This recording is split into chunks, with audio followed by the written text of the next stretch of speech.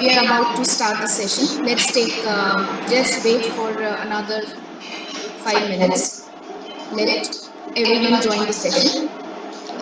I would like to tell you about something about the team of this Darpan, Unfold Craft Darpan.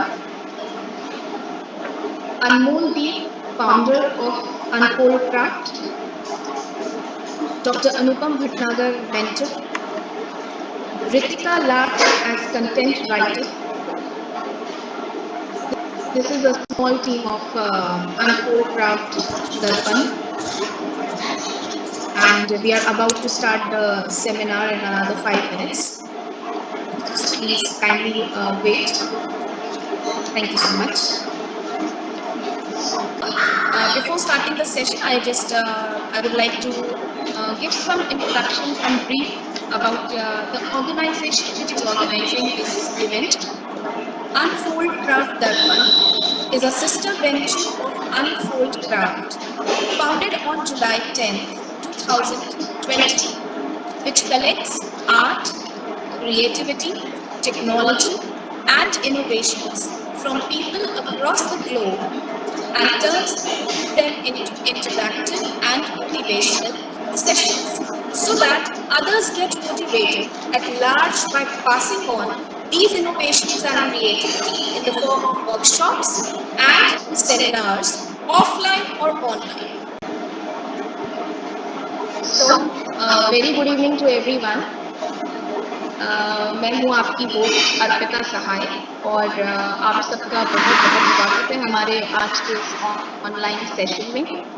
पिछला जो हमारा session था वो काफ़ी सक्सेसफुल था, हालांकि वो हमारा पहला सेशन था, but still we got overwhelming responses from everyone who viewed that session of ours, and we got many compliments for the session, so thank you so much for that. And आज इसलिए हम अच्छे से motivation के साथ एक और interesting सा आज थीम लेके आपके सामने आए हैं और उसे अनफोल्ड करने के लिए बिल्कुल रेडी हैं, एंड आई होप हमारे जो सारे व्यूअर्स हैं वो भी बिल्कुल रेडी हैं. So let's not waste time and continuing further. Before starting the session, I would like to give some introduction and brief about the organization which is organizing this event. Unfold Craft Darpan is a sister venture of Unfold Craft, founded on July 10th, 2020, which collects art, creativity, technology, and innovations from people across the globe and turns them into interactive and motivational sessions so that others get motivated at large by passing on these innovations and creativity in the form of workshops and seminars, offline or online. So likewise, this is an online session today and we are about to start. So in today's journey, ये journey जो है वो बड़ी आज interesting होने वाली है कि एक ऐसे शख्स आज हमारे बीच में आएंगे जो कि हमें एक ऐसे प्रोफेशन के बारे में बताएंगे जिसको हमने सबने सुना है, लेकिन हम उसे कॉमन तरह से बहुत ज़्यादा जानते भी हैं, लेकिन बहुत ज़्यादा शायद डीप नॉलेज उसके बारे में। तो कुछ बात पहले मैं आपसे करना चाहूँगी कि जैसे कि every third and fourth person बोलते हैं, जब बात करते हैं तो every third and fourth person software engineer पता लगता है, he is working in software industry, IT basically.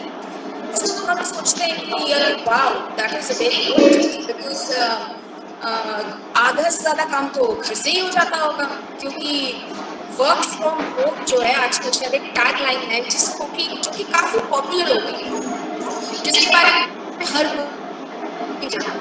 तो लोग सोचते हैं कि वर्क फ्रॉम होम तो इज़ वेरी इजी, बस घर से बैठ के काम करो, इसमें है ही क्या। और जब से ये लॉकडाउन हुआ है कोविड-19 के सिनारियो में जो आजकल चल रहा है, उसमें तो ये टर्म कुछ ज़्यादा ही पॉपुलर हो गई है और जो सॉफ्टवेयर इंजीनियर्स हैं वो घर से बैठ के सुबह से लेकर रात तक काम करना पड़ता है। है कि जब ऑफिस हम जाते हैं तो घर आने की जल्दी लगती है, तो ऐसा लगता है कि अरे घर पहुंचेंगे तो क्वालिटी टाइम अपनी फैमिली के साथ स्पेंड कर पाएंगे, एक रिलैक्सेशन का एक फीलिंग आती है घर पहुंचकर। Actually, homes are basically comfort zones, for people. हमारे लिए भी है, आपके लिए भी है। पर जब वर्क फ्रॉम होम की बात आती है और घर ही ऑफिस बन जाता है, जरा सोच के देखिए पूरा कैसे निकलता होगा। हम इतने ज्यादा गैजेट्स यूज करते हैं आज के दिन, कुछ ग्रोसरी खरीदनी होती है, कुछ भी हमें खरीदना होता है, टक से मोबाइल का बटन दबाया, टक से पेमेंट हुआ और शॉपिंग हो गई। ऐसी कितनी सारी चीजें हैं जिसने हमारी डेली लाइफ को बड़ा इजी बना दिया है, मतलब कंफर्टेबल बना दिया है। तो आखिर इन सब चीजों के बीच हमारी लाइफ को स्मूथ बनाने के पीछे कौन सी इंडस्ट्री है जो वर्क कर रही है? So let's unfold the world of technology today, which has actually changed the full scenario of India, of the world, of each and every human being. So to discuss today the world of digitalization, I want to welcome Mr. Ankit Sabharwal, who is among us today, who's the guest of this session. But before हम इससे पहले हम उनसे बातचीत शुरू करें, let me give you a brief introduction about him. Mr. Ankit Sabharwal is actually working as a senior software engineer with Microsoft.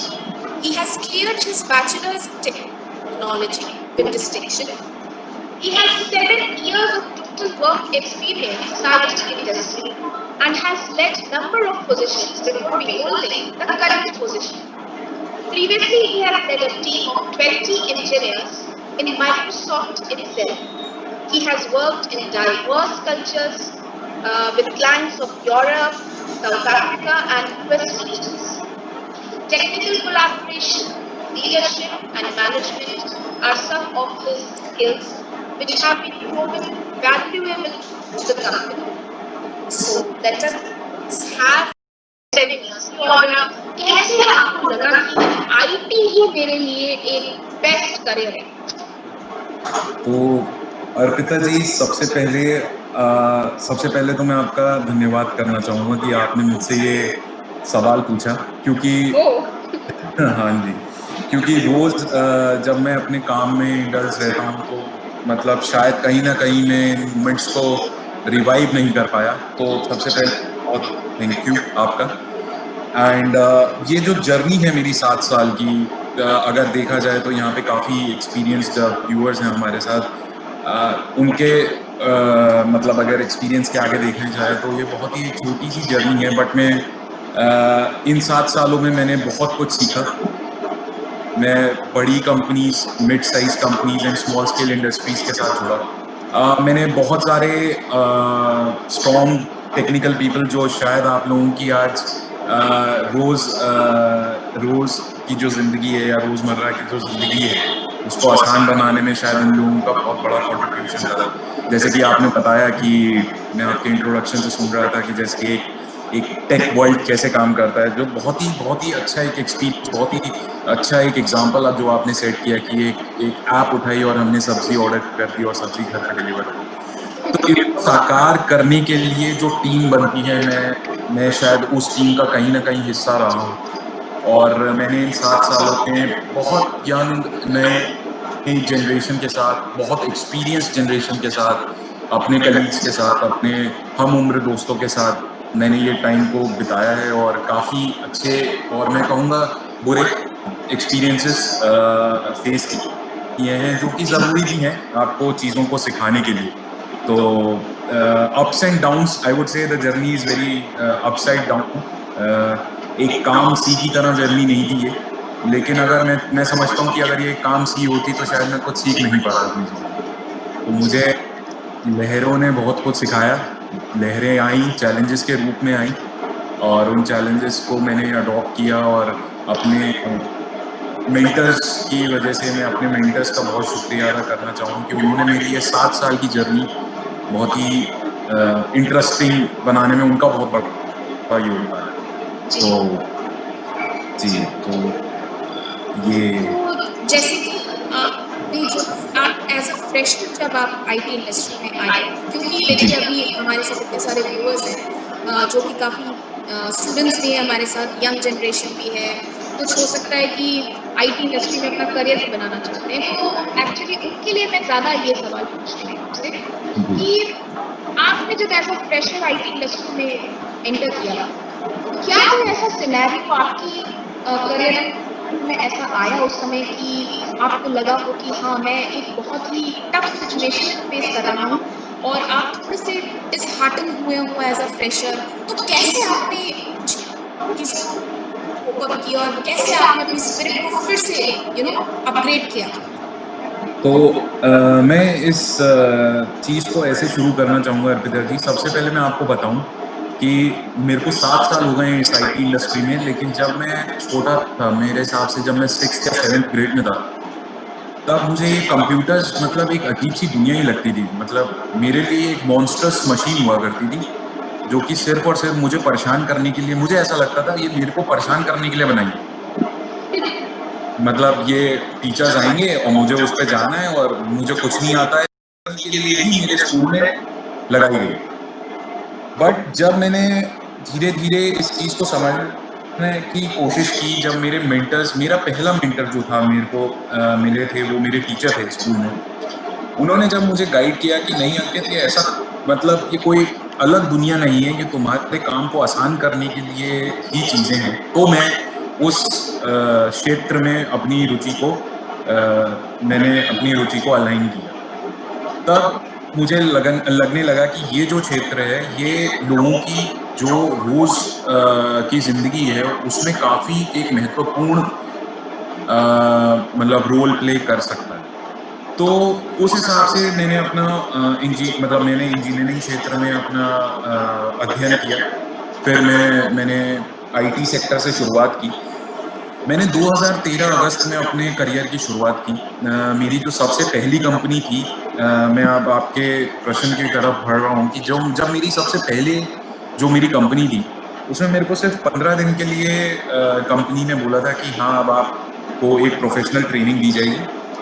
तो वो 15 दिन की ट्रेनिंग थी एंड उसके बाद मुझे एक लाइव प्रोजेक्ट पे डाल दिया गया था, जिसमें मुझे क्लाइंट से इंटरैक्शन करना था और अपने काम को समझ के अपनी टीम को भी समझाना था और एज अ टीम हमें वो चीज़ को डिलीवर करना था। तो मेरे को आज भी ध्यान है कि मेरा पहला कॉल था। मेरा क्लाइंट साउथ अफ्रीका में मेरा क्लाइंट था, उनका नाम था मिस्टर आज़ाद मुकाइला। उन्होंने मुझे बोला, कॉल में करीबन 20 से 25 लोग थे और उन्होंने मुझे बोला कि Ankit is a new addition to the team, so Ankit welcome to the team and please introduce yourself. मुझे लगता है कि जब उन्होंने मुझे ये बोला कि प्लीज इंट्रोड्यूस योरसेल्फ, तो उस समय में कुछ भी नहीं बोल पाया। उस समय में नम हो गया। मतलब एक मीटिंग, जी, मैं एक मीटिंग में खड़ा हुआ हूँ और मेरे से बार-बार पूछा जा रहा है कि अंकित प्लीज़, तो मैं उस समय में कुछ नहीं बोल पाया। मैं मतलब बहुत ही ज़्यादा मायूस हो गया था उस चीज़ के बाद, क्योंकि मेरे को ऐसा लगा कि मेरे में अंदर वो कॉन्फिडेंस ही नहीं है कि मैं इतने बड़े लोगों के सामने मैं अपनी बात को रख पाऊँ। लेकिन मैं उस चीज़ का बहुत मतलब मैं आज बहुत ग्रेटफुल हूँ।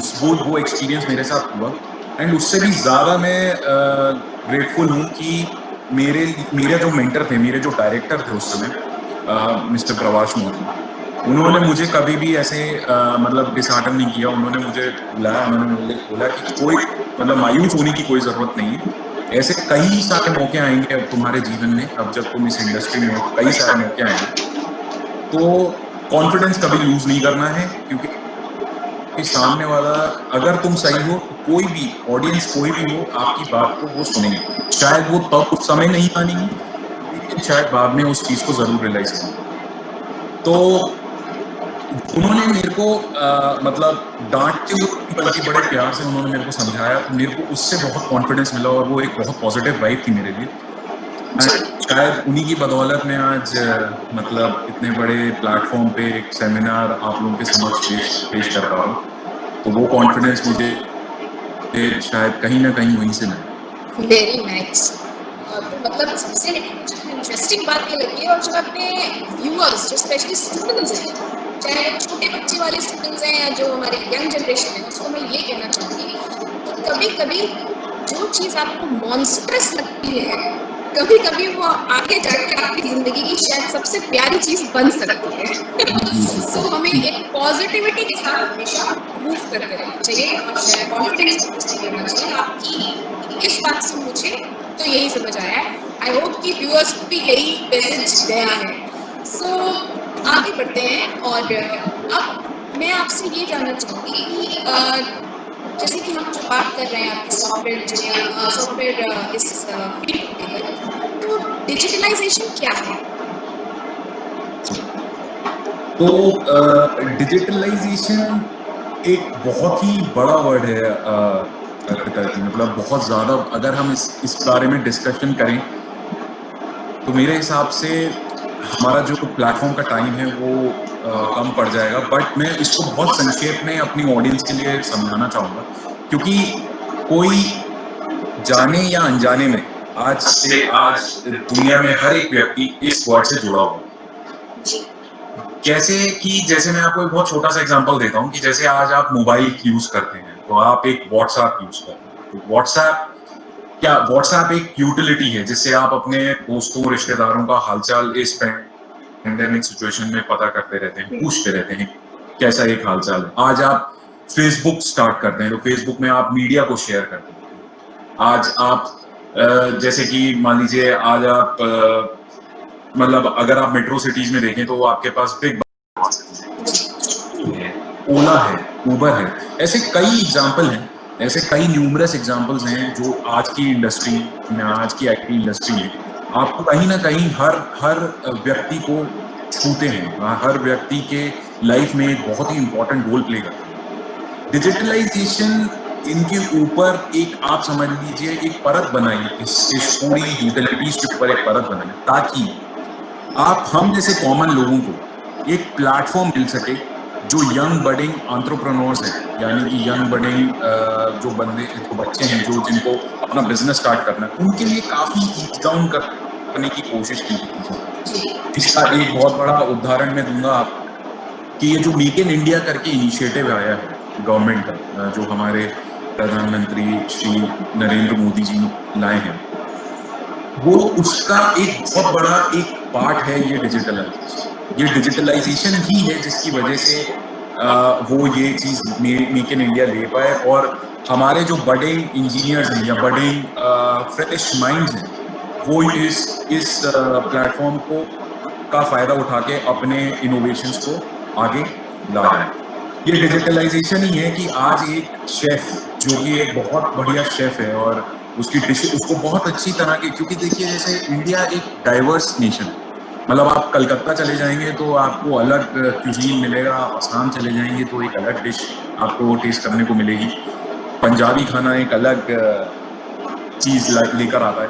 लेकिन अगर एक शेफ है, अगर उसको ये सारी स्किल्स हैं उसके अंदर, या फिर सारे क्यूजीन्स में वो एक्सपर्ट है, या फिर उसकी कोई डिश है जो वो एक पब्लिक को वो अपना पोर्ट्रे करना चाहता है अपनी स्किल, तो एक डिजिटलाइजेशन के थ्रू एक बहुत ही छोटे से अमाउंट से, बहुत ही छोटे से इकोनॉमिक अमाउंट से वो स्टार्ट कर सकते हैं। इंस्टेड ऑफ वो अपना एक होटल खोल ले, या फिर इंस्टेड ऑफ वो अपना इंफ्रास्ट्रक्चर में इतना मतलब पेमेंट करे। जैसे कि एक और उदाहरण मैं लेना चाहूँगा कि आजकल आप देखेंगे कि जो आर्टिस्ट बैकग्राउंड से लोग हमारे लिए हैं जो बिलोंग करते हैं, आजकल उनको मेंटर करने के लिए, उनको अगर किसी प्रोफेसर्स के अंदर मेंटरशिप करना है तो उनका जरूरी नहीं है कि वो स्टूडेंट एंड टीचर एक जगह फिजिकली हो।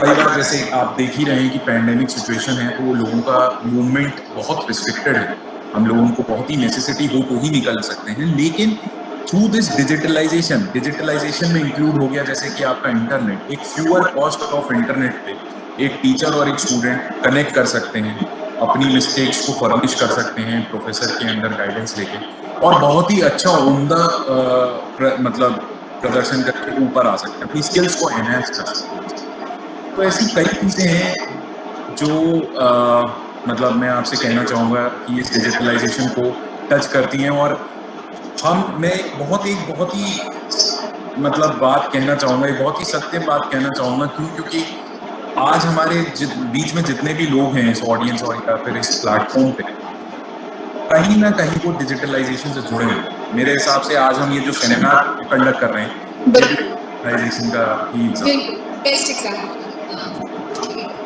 तो मतलब ये हमारी लाइफ में एक बहुत ही महत्वपूर्ण जगह बना चुका है।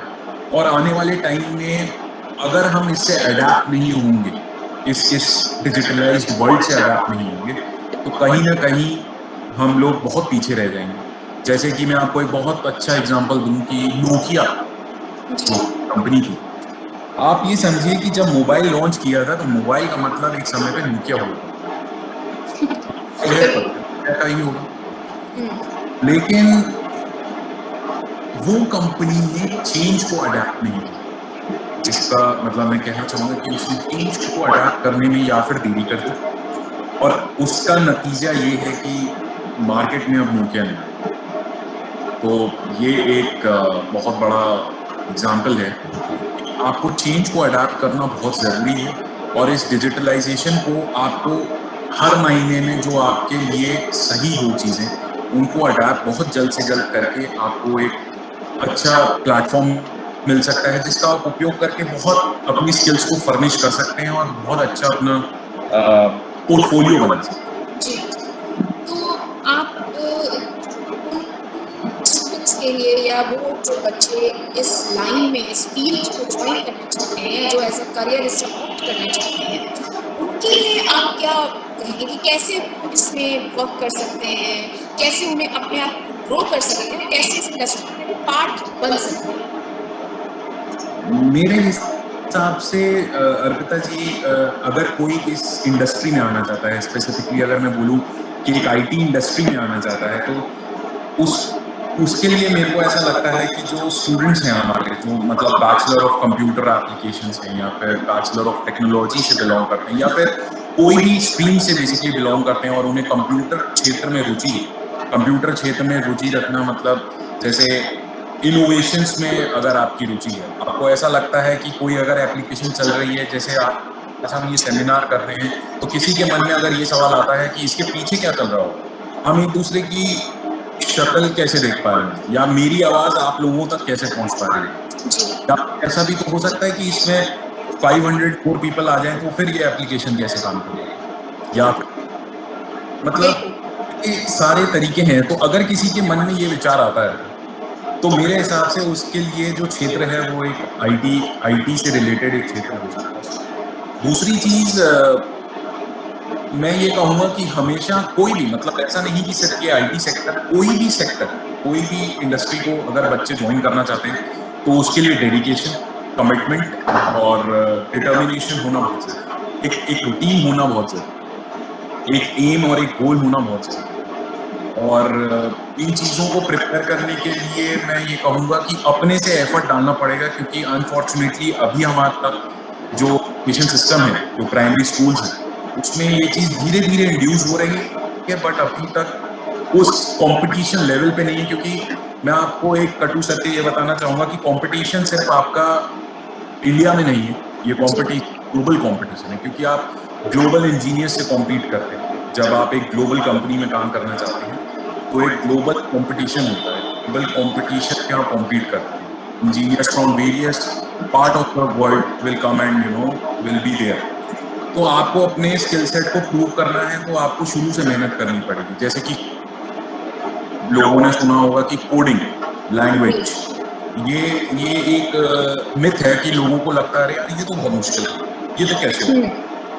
तो मैं ये कहूँगा कि जब 13 का पहाड़ा पढ़ाते थे मास्टर जी हमें बचपन में, तो 13 का पहाड़ा मेरे हिसाब से मेरे को बहुत दिक्कत हुई 13 और 19 के पहाड़े को याद करना। तो तब वो चीज़ें मुझे बहुत मुश्किल लगती थी, लेकिन आज मैं ये कहूँगा कि उसका कहीं ना कहीं वो चीज़ें मेरे को इंड्यूस होती चली गई, क्योंकि वो एक प्रैक्टिस, जितनी आप प्रैक्टिस करेंगे, जैसे मैथ के मास्टर हमें बताते थे कि बेटा जितना प्रैक्टिस करोगे उतना एफिशिएंसी आ जाएगी। यही काम कोडिंग में, जितनी आप प्रैक्टिस करेंगे उतनी आपको एफिशिएंसी आएगी।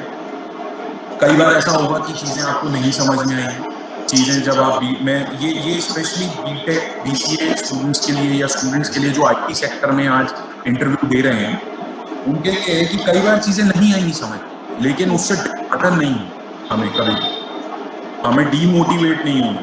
हमें चीजें अगर नहीं समझ में आ रही हैं तो उसको एक बार ट्राई करो, 2 बार ट्राई करो, 3 बार ट्राई करो, मतलब ट्राई करते रहना है और स्मार्टली ट्राई करना है। Smart work is very important in each and every industry. ऐसा नहीं है कि बस हम मेहनत करेगा, हमारे मेहनत को एक चैनलाइज्ड वे मिलना चाहिए और उसी के लिए मेंटर्स होते हैं। वो मेंटर्स होते हैं जो आपको एक चैनल, एक दिशा देते हैं।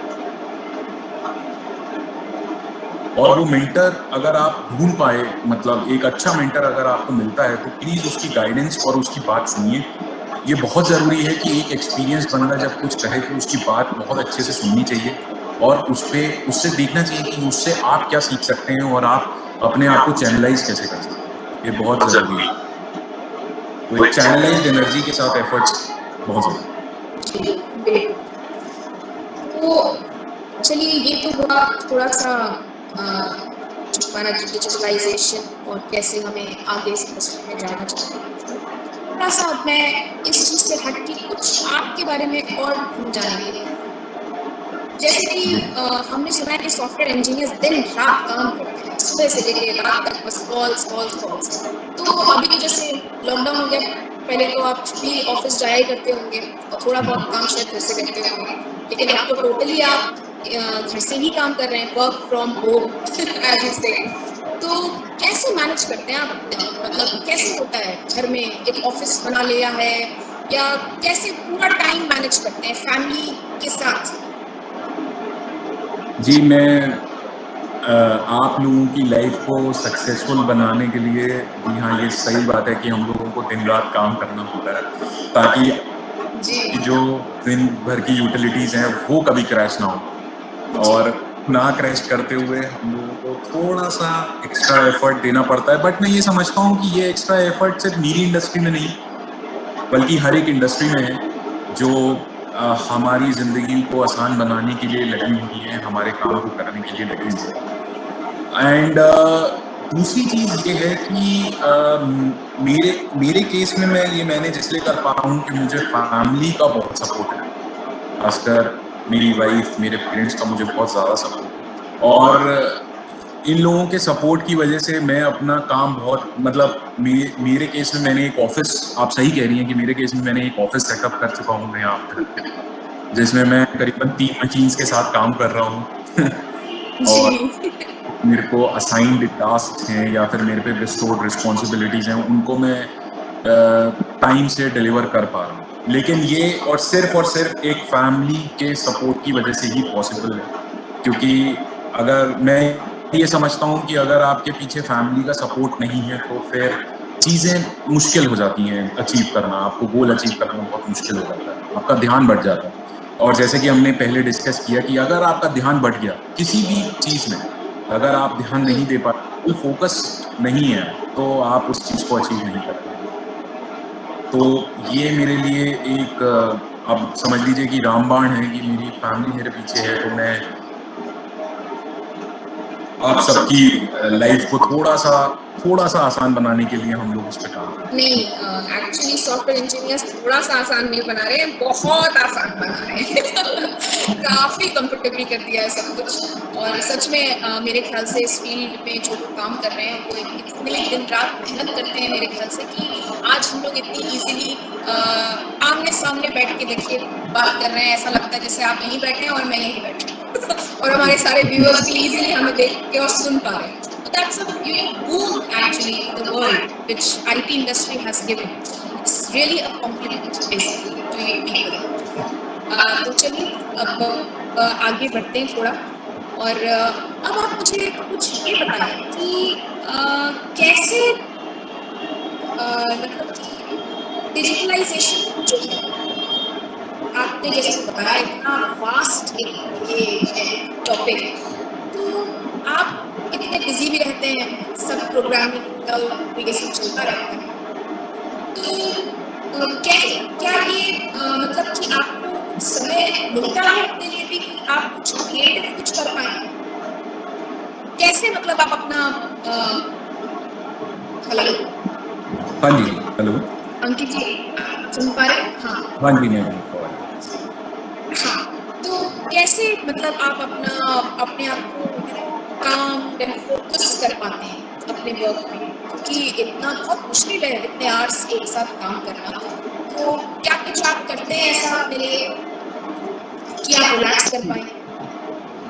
जी, जी, जी, है। मैं आपको एक चीज़ बताता हूँ, मैं जब मेरे को ये बोला जाता है कि जब जाइए आओ और आप जब मेरे को ऐसा मौका मिलता है कि मैं जब एक यंग जनरेशन से बात करता हूँ, जब मेरी कंपनी में कोई यंग बैच आता है और मुझे वो अपॉर्चुनिटी मिलती है कि आप जाइए और आप अपने एक्सपीरियंस शेयर करिए, तो मैं उन्हें हमेशा एक बात बोलता हूँ कि जो कि मैं उस पे मैं बहुत ही ज़्यादा विश्वास करता हूँ कि आप 8 घंटे में से सिर्फ 5 घंटे ही प्रोडक्टिव रह सकते हैं।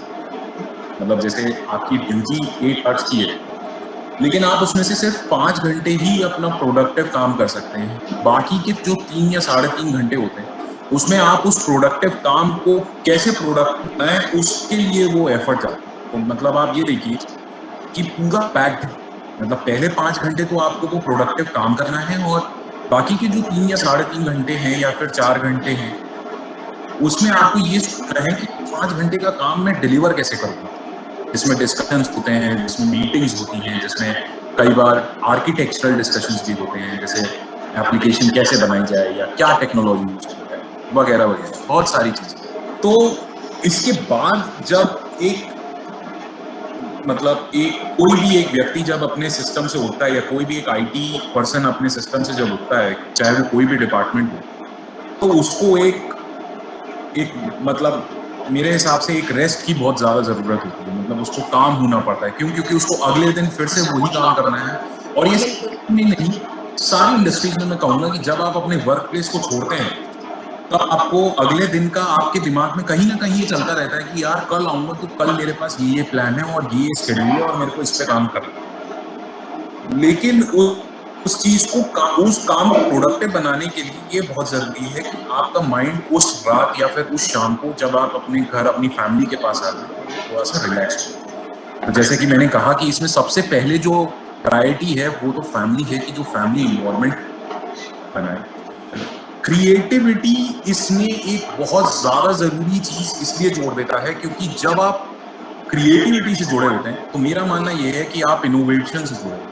क्योंकि क्रिएटिविटी की वजह से ही आप इनोवेशन से जुड़ते हैं और इनोवेशन से जुड़ते हैं तो आप डिजिटलाइजेशन को और बेहतरीन बना सकते हैं। अब आप ये कहेंगे कि कैसे क्रिएटिविटी इनोवेशन से जुड़ता है, तो मैं आपको बताना चाहूँगा कि हमारी एक कंपनी में भी ऐसी टीम्स हैं, जिनको ये बोला जाता है कि आप जाइए, आप दुनिया देखकर आइए, आप लोगों के पर्सपेक्टिव्स को सुनिए, उनसे बात करिए और उनको हमारे मशीन लर्निंग जो आपने शायद सुना होगा, बहुत चलन वर्ड है आजकल ये आईटी सेक्टर में मशीन लर्निंग, और उसको मशीन लर्निंग में कन्वर्ट करें। जैसे कि मैं एक बहुत बढ़िया एग्जांपल आपको दूं, तो इनोवेशन कुछ इस प्रकार चल रहा है कि अगर आप एक रोबोट को बोलें कि जाओ और घर के 7 काम करो, तो आपको अपनी जगह से उठने की भी ज़रूरत नहीं है। वो आपके पूरे इन रूम्स को एनालाइज़ कर लेगा, आपके वीडियो कमांड को सुन लेगा, आपके रूम्स की सफाई हो जाएगी और वो आपके सामने आके खड़ा हो जाएगा कि मैम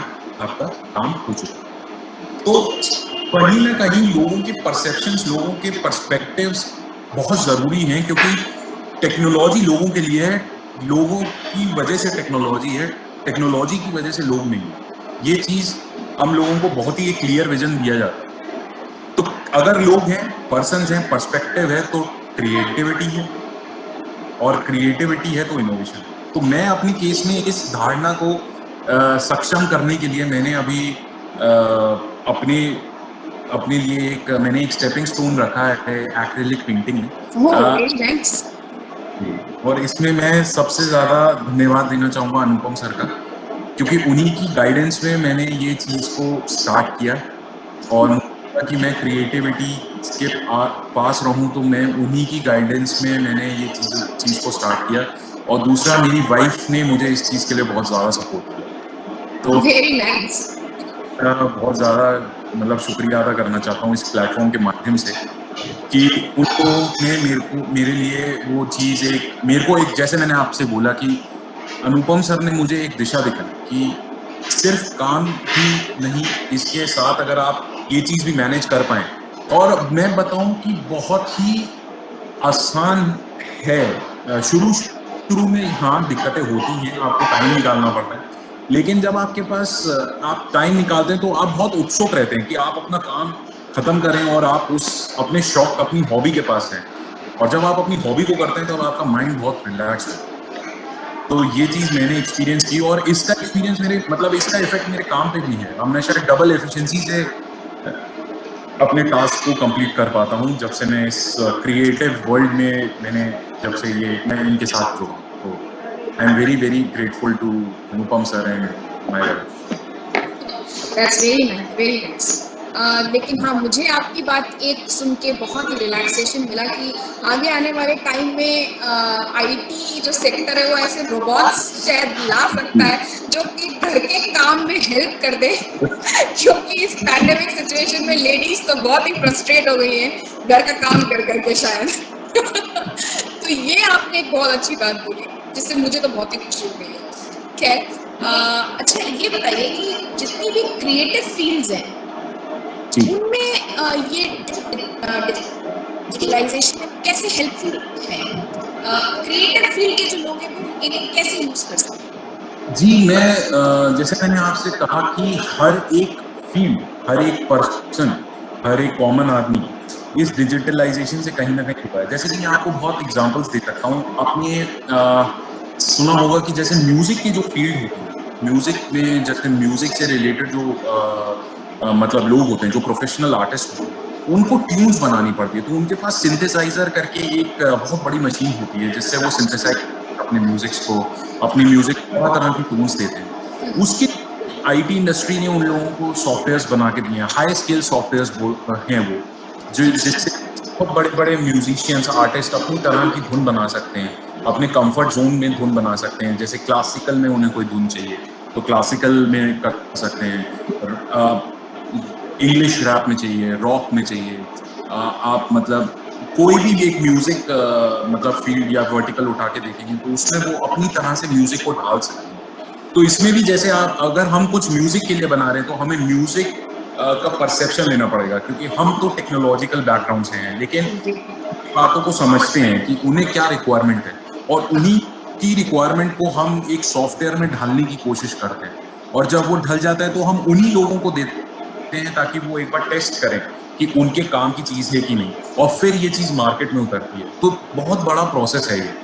दूसरी चीज जैसे कि मतलब ये तो म्यूजिक से रिलेटेड बात हुई, क्योंकि ये रिसेंटली एक ऐसा प्रोजेक्ट हमारे साथ एक चल रहा है तो हम लोग उस पर काम कर रहे हैं।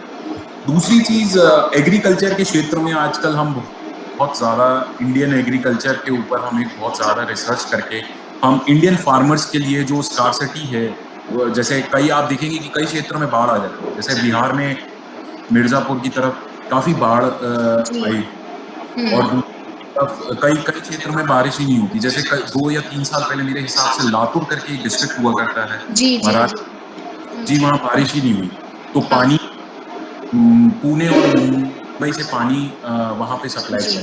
तो ऐसे कंडीशंस में भी एक किसान, एक फार्मर, जो कि हमारा देश जैसे कि सिर्फ किसान और जवान पे जैसे हम बोलते हैं कि ये धरोहर है हमारे देश, तो इनको कैसे हम लोग सरवाइव कर पाए, टेक्नोलॉजी के थ्रू इनकी जिंदगी को कैसे आसान किया जा सकता है, तो वो चीज़ एक बहुत ज़रूरी है। तो इस पे भी एक हम लोग काम कर रहे हैं।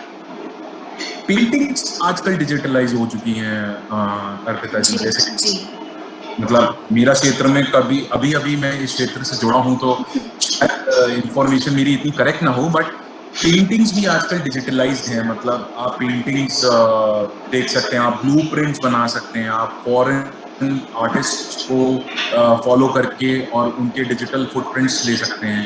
तो कुछ ऐसा मतलब हम लोग सॉफ्टवेयर के थ्रू हर एक फील्ड को हम आज की तारीख में टच कर रहे हैं। जैसे फार्मास्यूटिकल्स हो गया, जैसे बैंकिंग इंडस्ट्री हो गई, बैंकिंग इंडस्ट्री बिना कंप्यूटर्स के नहीं चलती, फार्मास्यूटिकल, एग्रीकल्चर हो गया, आर्टिस्ट में म्यूजिशियंस हैं, हमारे पेंटिंग इंडस्ट्री है, बडिंग पेंटिंग इंडस्ट्री में बोलना चाहूँगा क्योंकि एक बहुत बढ़िया डिजिटलाइजेशन से एक प्लेटफॉर्म मिल रहा है और यंग बडिंग आर्टिस्ट को एक प्लेटफॉर्म मिलता है अपनी स्किल्स को पोर्ट्रे करने का, मेंटरशिप लेने का, तो काफी अच्छा एक इन्वायरमेंट क्रिएट कर रहा है ये डिजिटलाइजेशन। जी बिल्कुल, मतलब आप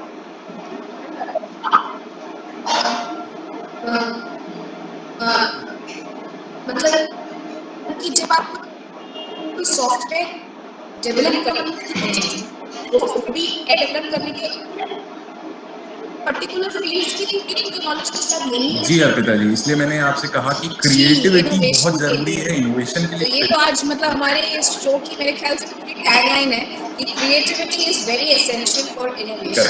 दैट इज वेरी नाइस, मतलब दोनों एक दूसरे से एक्चुअली बहुत जुड़े हुए हैं। दैट्स वेरी अच्छा, ये चीज आप बताएं मुझे, एक बड़ा इम्पोर्टेंट मुझे आपसे एक चीज डिस्कस करनी है, क्योंकि ये मेरे ख्याल से जो आज व्यूअर्स हैं हमारे, उसमें से शायद बहुत सारे तो पेरेंट्स भी हैं, कुछ बच्चे भी हैं, तो ये आज एक सवाल पूछना बहुत ही मैंडेटरी है मेरे लिए कि जैसे आपने बोला कि जब आप बहुत काम करते हैं या कोई भी ऐसा पर्सन जो बहुत ज़्यादा काफ़ी आर्ट्स से काम कर रहा है, तो अपने आप को रिलैक्स करने के लिए कुछ करता है, जैसे कि आपने बोला कि मैं पेंटिंग करती हूँ, लेकिन आजकल डिजिटलाइजेशन का ही एक और प्लेटफॉर्म देखने को मिल रहा है जिसे काफी यूटिलाइज किया जा रहा है थोड़ा डिफरेंट तरह से, कि बच्चे यंगस्टर्स ये मोस्टली मेरे ख्याल से इसमें है कि वो अपने आप को काम के बाद रिलैक्स करने के लिए गेमिंग जोन में चले जाते हैं और वो एक अलग ही दुनिया में पहुंच जाते हैं।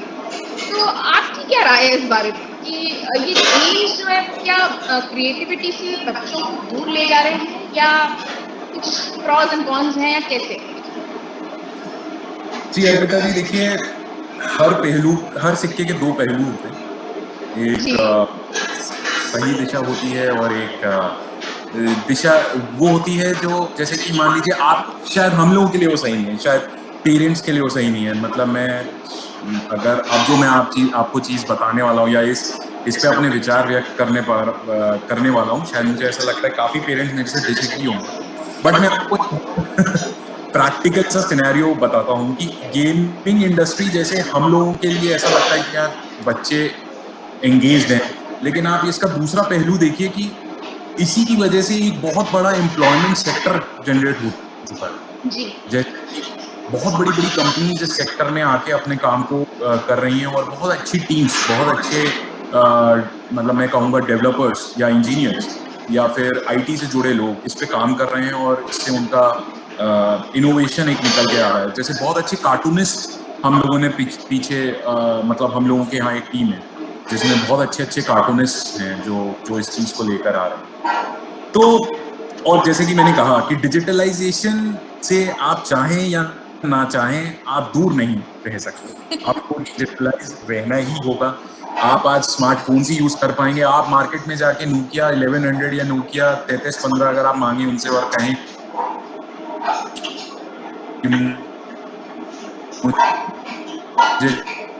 जी